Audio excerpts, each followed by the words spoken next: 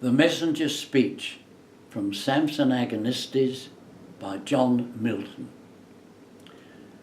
Occasions drew me early to this city, and as the gates I entered with sunrise, the morning trumpet's festival proclaimed through each high street.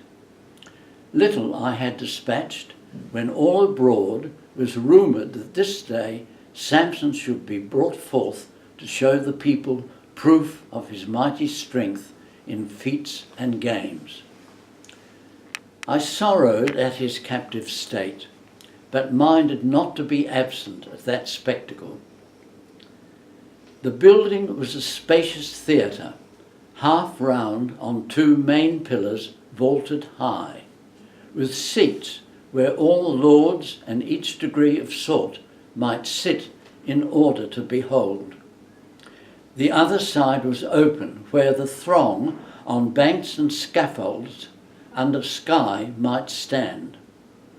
I among these aloof obscurely stood. The feast of noon grew high, and sacrifice had filled their hearts with mirth, high cheers and wine, when to their sports they turned. Immediately was Samson as a public servant brought in their state livery clad, before him pipes and timbrels, on each side went armoured guards, both horse and foot before him and behind, archers and slingers, cataphracts and spears. Or at sight of him, people with a shout rifted the air, clamouring their God with praise, who had made their dreadful enemy their thrall. He, patient but undaunted, where they led him, came to the place, and what was set before him, which without help of eye might be essayed, to heave, pull, draw, or break, he still performed, all with incredible, stupendous force, none daring to appear antagonist. At length, for intermission's sake, they led him between the pillars. He his guide requested, for so from such as near us stood we heard, and overtired, to let him lean a while, with both his arms on those two massy pillars, that to the arched roof gave main support. They, unsuspicious, led him, which when Samson felt in his arms, with head a while inclined, and eyes fast fixed, he stood as one who prayed, or some great matter in his mind revolved.